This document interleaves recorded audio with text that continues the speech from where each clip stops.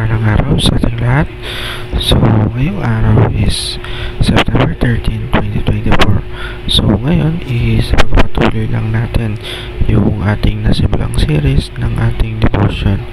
So, bago natin simulan or pagpatuloy yung naging series natin last time is muli muna nating balikan yung naging series natin last time para sa mga bago lang na tagapanood at tagapakinig ng ating devotion. So, yung series natin last time is 7 pillars to complete trust in God.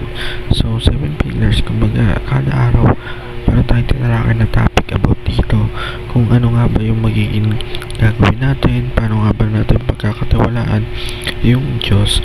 Kumbaga, hindi lang yung paano natin pagkakatiwalaan, ano nga ba parang tiwala tayo sa Panginoon, ano nga ba yung makuha nating kapalit or gantimpala. Kaya kailangan magtiwala tayo sa Panginoon ng buong puso natin.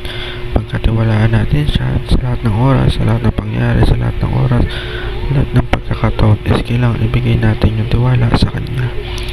So, ayun po yung naging series natin last time. So, yung series na kain natin yung araw is 7 principles to achieve God-given goal.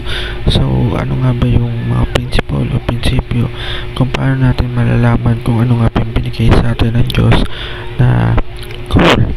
Kailangan natin alamin kung ano nga ba yung mga goal na binigay sa atin ng Diyos, kasi lahat ng tao is may individuality na binigay ng Diyos. Kunyari ikaw, ano nga ba yung mga goal? Kaya ito nga nag-series natin sa mga dating na panahon. So, una, define your God-given goals. Define natin kung ano nga yung goals.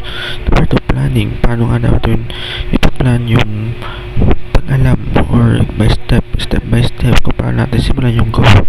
So, make daily progress. Araw-araw kailangan may progreso tayo. Paano natin yung step na yun is kailangan may progress.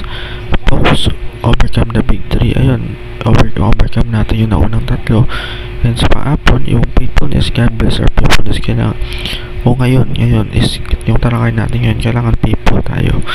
So, ang Bible sa talakay natin yung araw is Matthew chapter 25 verse 21. So, sabi dito, sinabi sa kanya ng Panginoon, magaling, tapat at mabuting lingkod, halika, samahan mo ako sa aking kagalakan, naging tapat ka sa kaunting halaga, kaya gawin niya ang tagapamala na malaking halaga.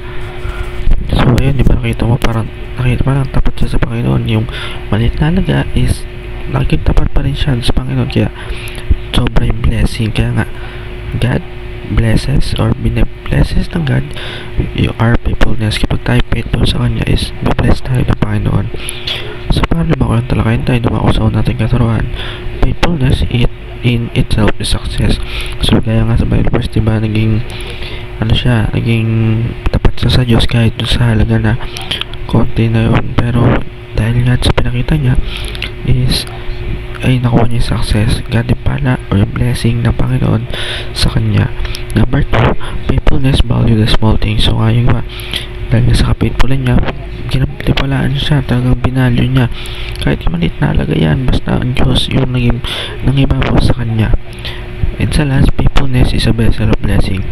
So, ayun nga, sinabi ko ulit, galing nga doon sa blessing na yun, ay sa faithfulness na yun is grabe blessing. Kaya tayo is magtiwala tayo sa Lord. Kahit sabihin natin 1K, di ba malaki na yan, kahit yung 1K na yan, sa Diyos pa rin tayo, mas malaki pa yung bibigay sa atin ng Diyos.